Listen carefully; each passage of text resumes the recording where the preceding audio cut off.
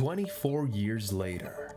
There's those out there who are no longer with us that gave their lives for this country. Remembering the attacks of 9/11 in South Florida.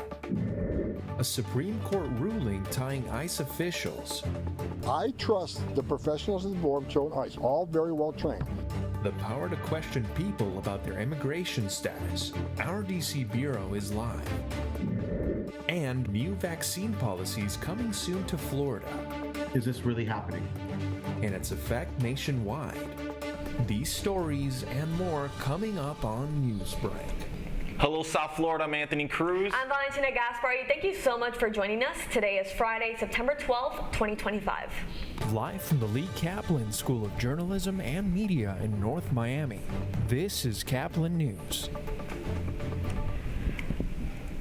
Breaking news, we now have more information on the possible alleged shooter in Charlie Kirk's assassination. This morning on Fox and Friends, the president confirms the suspected killer of conservative activist Charlie Kirk has been arrested. Yes, and according to the president, the shooter's friend, a U.S. Marshal, turned the suspect over to the police. And somebody that was very close to him said, that's him. And essentially went to the father, went to a U.S. Marshal, who was fantastic, by the way, and the person was involved with law enforcement, but was a person of faith, a minister, and brought him to a U.S. Marshal, who was fantastic, and the father convinced the son, this is it. And we can now confirm that the person accused of fatally shooting conservative activist Charlie Kirk is 22-year-old Utah resident Tyler Robinson. This is according to 5 law enforcement officials briefed on the matter and reported by NBC News. President Trump says more details are still to come with the announcement later today as authorities analyze a rifle and ammunition with cultural phrases and a screwdriver possibly used to conceal the weapon. The suspect in an assassination attempt on President Trump was cut off in court. Ryan Ruth is a suspected sniper who is currently on trial for last September's attempt. Prosecutors say he tried to locate what they call a sniper's nest, 1 hole away from the president in his Palm Beach County golf course. During the trial, the judge said Ruth gave, quote, a meandering rant. And despite a new Supreme Court decision giving immigration agents more authority, some of the justices warned that it could affect constitutional rights. Our DC Bureau reporter Jose Carlos Rodriguez is live outside the Supreme Court and has all the details. Jose, good morning.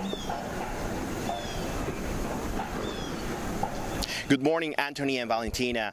Early this week, the Supreme Court made a decision that allowed ICE agents to continue to stop and question people's immigration status based solely on factors like ethnicity and language. This move was praised by the Trump administration, but it was heavily criticized by one of the court's justices. A case that started in Los Angeles, where a federal judge ruled ICE tactics unconstitutional. Now it's back in effect. Agents there can stop people based on factors like ethnicity, language, or the type of work. I trust the professionals of the Border Patrol and ICE, all very well trained, to make sure they establish reasonable suspicion to briefly detain and question somebody, and the Supreme Court agreed with me. Homan, former acting ICE director, claims that agents are well trained to respect the Fourth Amendment and that the court made a great decision. However, Justice Sonia Sotomayor questioned this rule, claiming it could strip away constitutional rights. In her dissent, she wrote, "We should not have to live in a country where the government can seize anyone who looks Latino, speaks Spanish, and appears to work in a low-wage job. Rather than stand idly by while our constitutional freedoms are lost, I dissent." Sonia Sotomayor's dissent only echoes what many immigrant advocates have been saying for months, that relying on ethnicity and language only adds more fear to the immigrant community, as well as citizens with Latino descent. Reporting live in Washington, D.C., I'm Jose Carlos Rodriguez, Caplin News. And this morning, Bad Bunny has started his concert tour around the globe, but failed to include the entire U.S. The singer confirmed his concerns over mass deportation of Hispanics across the country. He says it impacted his decisions because he fears many of his fans may be questioned by authorities. This weekend, Bad Bunny wraps up a residency in Puerto Rico. Remembering 9/11 at Founders Park, where Pompano residents gathered to honor heroes and victims. Caplin's Brenda Miranda was in Pompano Beach for the remembrance ceremony, and she filed this report last night. 9/11 remains very much a vivid memory for many Americans, and tonight Pompano Beach has given a space to grieve and give recognition to those who continue to serve. The Pompano community came together at the city's 9/11 ceremony as first responders, veterans, and families honored the lives lost. Just remember that there's those out there who are no longer with us that gave their lives for this country, and that means everybody in this country. Because a lot of people, as I spoke tonight, they do not respect, show gratitude to our first responders. Tragic event that happened, and we have so many, they are truly our heroes. We've lost friends and people through this, through the years and everything. And I moved down here and they didn't have no 9/11. So I went to the city and said, we have to do something. And it's kept it going ever since. Many residents attend the ceremony annually as a way to show up and pay their respects to a significant day in American history. Of destruction. It's the camaraderie that drove me, but it's the citizens, because at that point I was in law enforcement. So it's for me, New York was, it's my city, my community, it's the people, and it's translated into being down here. Get involved and never forget. So the slogan that we all have here today. Orchestra music performed by Symphonic Winds was dedicated to the evening as a final tribute. Tonight has given the community an opportunity to come together and remember the 9/11 attacks. Reporting from Pompano, this is Brenda Miranda with Caplin News. Florida's decision to repeal its vaccine mandates is causing uproar in the state and across the nation. It is even drawing criticism from President Trump. But teachers and doctors in South Florida worry about how the repeal impacts local low-income neighborhoods. DC Bureau reporter Duvasana Basundio has more on the story. Here at the U.S. Department of Health and Human Services, states are given the option to regulate their vaccine mandate, allowing Florida to repeal theirs. Now, we've heard backlash from President Trump and other Republicans, but I talked to teachers who fear that Florida is endangering their schools and their communities. The initial reaction from administrators and from teachers alike was, is this real? Is this really happening? Ricky Junquera is the communications director of the United Teachers of Dade, a teachers union that advocates for educators, students, and public education in Miami-Dade County. He says educators worry about how this decision could impact students and faculty. South Florida doctors joined in, saying that with the repeal comes an increase in disease rates for measles, polio, pertussis, and more. As if you ask any parent that sends their kids to school, we're constantly dealing with kids being sick from viruses and colds that they pick up all the time. But thankfully, the rates are still lower than what it would have been if our kids weren't vaccinated. Doctors and educators in Miami-Dade are part of many who are criticizing Florida Governor Ron DeSantis and Florida Surgeon General Joseph Ladapo's repeal of the state's vaccine mandates, which could be rolled back on December 3rd. President Donald Trump critiqued the repeal last Friday, saying routine vaccines should be used, otherwise people may be endangered. Some Republicans also disagreed with North Carolina Senator Tom Tillis, telling The Hill Wednesday that the repeal is a horrible idea and a bad policy not rooted in science. Amid the backlash, however, Ladapo stood his ground, saying over the weekend that no studies were necessary to analyze how ending the mandates would affect public health. But doctors cited the potential disease risks among children and immunocompromised people, especially in low-income neighborhoods in South Florida. We live in a community and in a collective environment, and part of our responsibility is protecting the people who we live with. On Thursday, new polling from Florida gubernatorial candidate and Democrat David Jolly revealed that 60% of Florida voters opposed DeSantis' repeal of the vaccine mandate. Reporting for Caplin News, I'm Duvasana Basundio. Big place in Miami as the Nationals and the Marlins face off. That's still ahead, and so is this story. I don't feel like I'm really a hero. I feel like if you see anybody in distress, help them. A heartfelt reunion you won't want to miss. Newsbreak will be back in 2 minutes.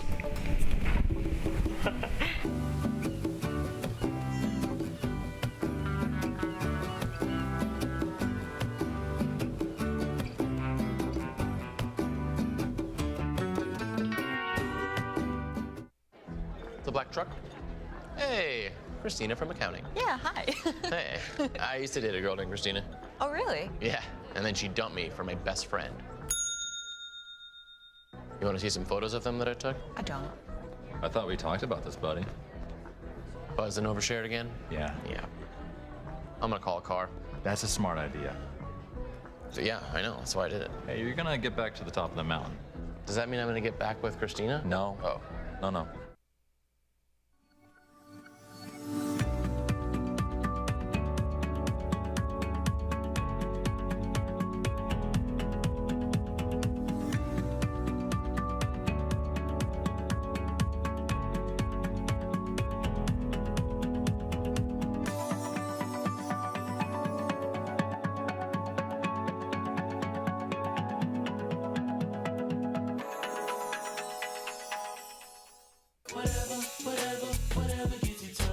There are a lot of ways to reach out to a friend about their mental health.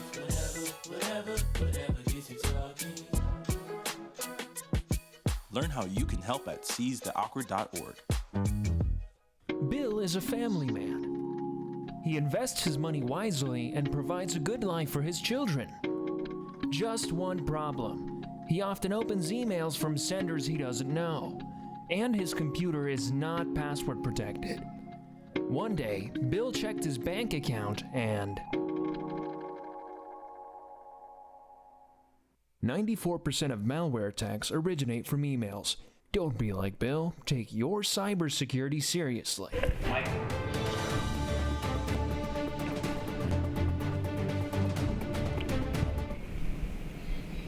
A hero reunited with a little girl she saved from drowning.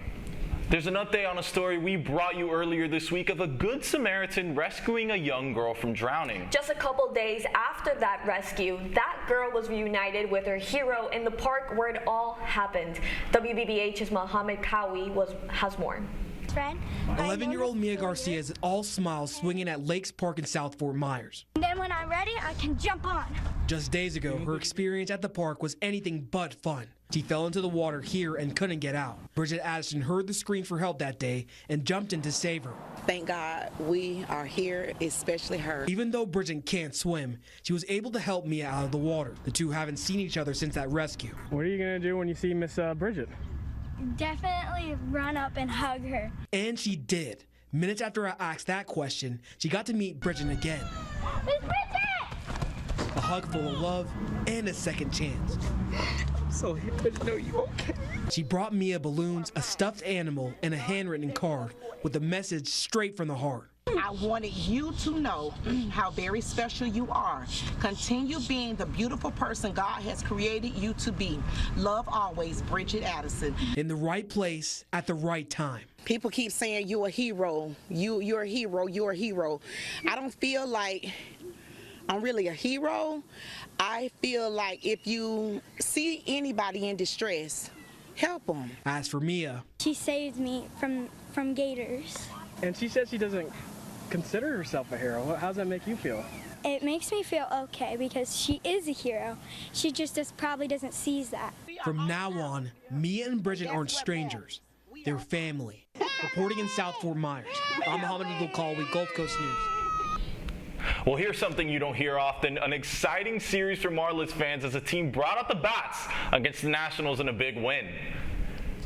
Eric Waterman had 3 hits, 3 RBIs, and rookie Agustin Ramirez had double homers to lift Miami over the Nationals. Pitcher Ryan Weathers returned strong after 3 months out, tossing 5 shutout innings. The Fish took the series from Washington 7 games to 6. The final score was Washington 0, Marlins 5, and the Marlins will stay home to host the Detroit Tigers today at 7 p.m. You're watching Newsbreak. Don't go anywhere. We're coming right back.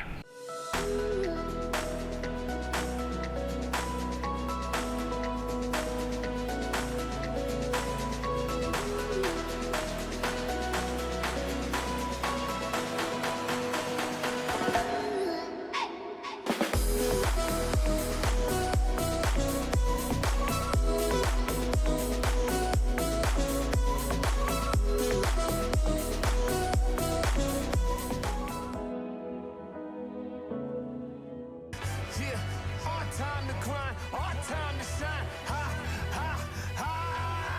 They don't want it with us. Miranda is on top again.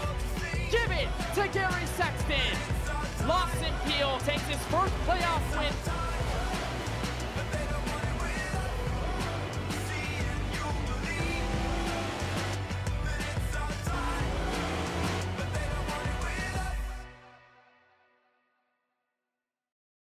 Radcliffe Art and Design Incubator is the velocity accompanying the fellow's rudder, as in a boat.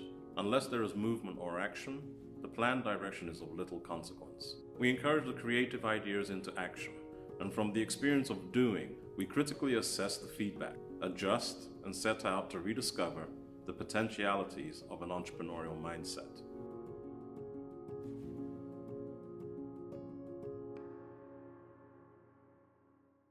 STEM is precise, no margin for error. Dare to forget that. Dare to have fun with it. Get weird with it. Dare to send those old STEM theories flying past the neighbor's house into outer space. Dare to program something internet-breaking, record-breaking. Dare to blow their minds. Dare to learn the difference between sedimentary and metamorphic rock. Go find those rocks. Dare to keep daring. Dare to STEM. Check out She Can STEM to get started.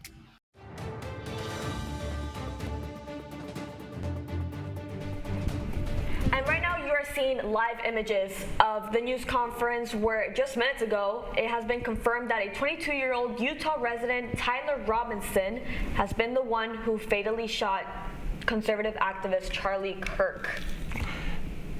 Yes, and the person you're seeing here is Utah Governor Spencer Cox speaking right now.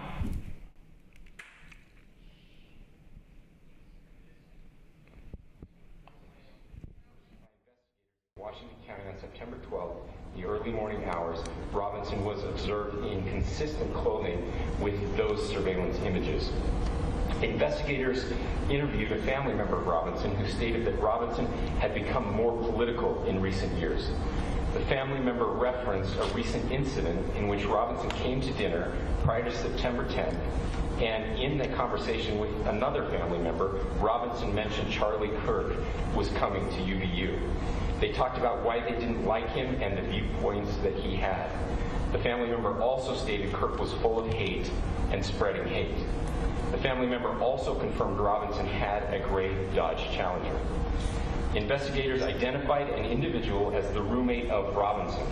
Investigators interviewed that roommate, who stated that his roommate, referring to Robinson, made a joke on Discord. Investigators asked if he would show them the messages on Discord. He opened it and showed several messages to investigators and allowed investigators to take photos of the screen as each message was shown by Robinson's roommate. These photos consisted of various messages, including content of messages between the phone contact name Tyler with an emoji icon and Robinson's roommate's device. The content of these messages included messages affiliated with the contact Tyler, stating a need to retrieve a rifle from a drop point, leaving the rifle in a bush, messages related to visually watching the area where a rifle was left, and a message referring to having left the rifle wrapped in a towel. The messages also refer to engraving bullets and a mention of a scope and the rifle being unique. Messages from the contact Tyler also mentioned that he had changed outfits. I know there's been speculation as well as to the writing on those casings, those bullet casings, and I believe we have that as well. And I'll share that with you now. So the area north of Campus Drive Road where the suspect crossed over, you saw some of that in the video that we released last night, consists of a grassy area with trees on the edge of the UVU campus. Investigators discovered a bolt-action rifle wrapped in a dark-colored towel. The rifle was determined to be a Mauser Model 98 30-06 caliber bolt-action rifle. The rifle had a scope mounted on top of it. Investigators noted inscriptions that had been engraved on casings found with the rifle. Inscriptions on fired casing read, "Notices bulges, capital OWO, what's this?" ? Inscriptions on the 3 unfired casings read, "Hey fascist!" ! Catch! Up arrow symbol, right arrow, and symbol, and 3 down arrow symbols. A second unfired casing read, "Oh Bella Chow, Bella Chow, Bella Chow, Chow Chow." And a third unfired casing read, "If you read this, you are gay, LMAO." Well, you just saw right now was live footage of the Utah Governor Spencer Cox giving a live update about the situation of the assassination of conservative activist Charlie Kirk. We now have information that the suspect is indeed 22-year-old Utah resident Tyler Robinson, and according to sources, it was his family who turned him in to the FBI. Yes, and we'll keep you up to date with the case at caplinnews.fiu.edu. And that's all the time we have for Newsbreak. I'm Anthony Cruz. And I'm Valentina Gaspari. Thank you so much again for joining us. Get more news anytime at caplinnews.fiu.edu.